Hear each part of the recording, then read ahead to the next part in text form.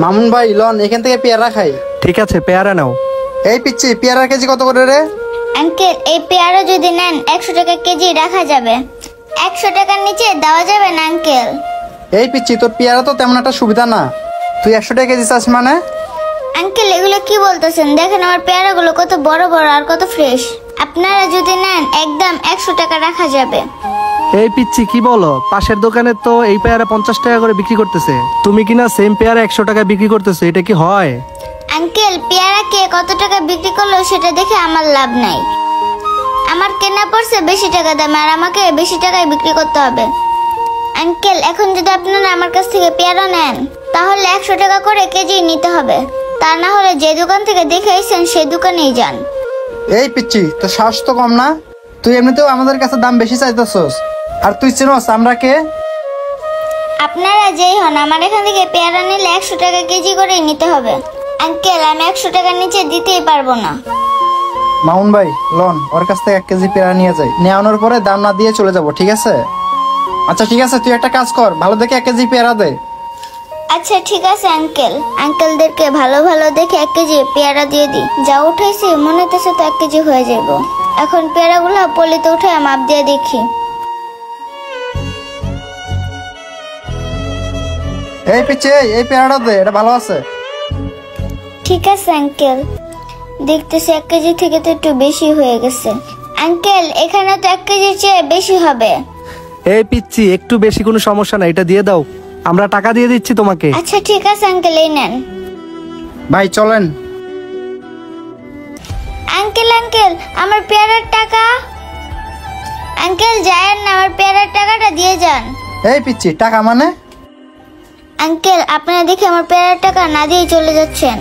এই পিচ্ছি এই এলাকায় যত দোকানদার আছে তারা আমাদেরকে পেয়ারা খাওয়ানোর জন্য অনেক রিকোয়েস্ট করে, আর তুই পেয়ারা বিক্রি করে আমাদের কাছে টাকা চাচ্ছিস? এই পিচ্ছি তুই কি ভাইয়ের পরিচয় জানোস? ভাই হইতেছে এই এলাকার কমিশনার। শোন তাহলে এই এলাকায় যত দোকানদার আছে না, এই ভাইকে সবাই ট্যাক্স দিয়ে ব্যবসা করে, আর তুই কিনা পেয়ারা সামান্য কিছু টাকা নিতে আসছিস ভাইয়ের কাছে। এই পিচ্ছি বেশি কথা না বলে চুপচাপ গিয়ে দোকানদারি কর, তা না হলে তোর ব্যবসা কিন্তু বন্ধ করে দিব। আঙ্কেল এটা কোনো কথা বলেন? আমরা তো গরিব মানুষ, আমরা তো সামান্য পেয়ারা বিক্রেতা।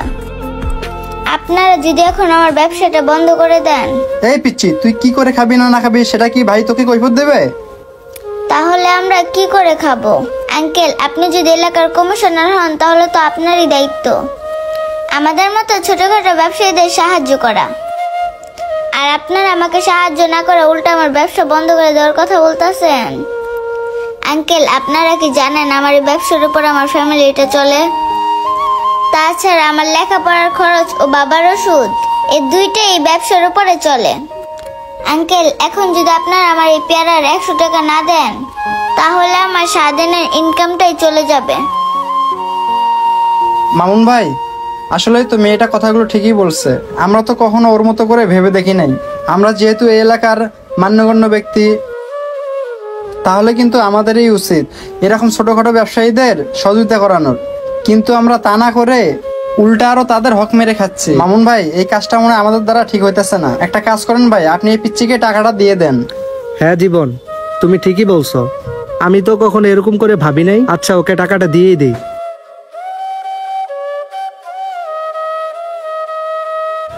এই নাও তোমার পেয়ারার টাকাটা রাখো। আঙ্কেল আমার কাছে তো 1000 টাকার নোটটা ভাঙতে নাই, আপনি একটু আমাকে ভাঙাইয়া দেন। আরে বোকা, 1000 টাকা ভাঙতে লাগবে না, এই টাকাটা আমি তোমাকে এমনিতেই দিয়ে দিলাম। না না আঙ্কেল আমার 1000 টাকা লাগবে না, আপনি ভাঙাইয়া আমাকে 100 টাকাই দেন। শোনো মামুনি, আমরা তোমাকে এটা খুশি হয়ে দিলাম, তুমি এটা এখন রাখো আর না করো না।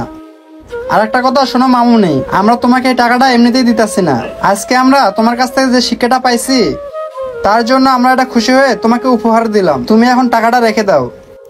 আচ্ছা আঙ্কেল ঠিক আছে, আপনারা আবার আসবেন। আচ্ছা ঠিক আছে মামুনি। মামুন ভাই তাহলে চলেন। আসসালামু আলাইকুম বন্ধুরা, আমাদের গল্পটি ভালো লাগলে অবশ্যই লাইক কমেন্ট শেয়ার করে সকলকে দেখার সুযোগ করে দেবেন। ধন্যবাদ সবাইকে।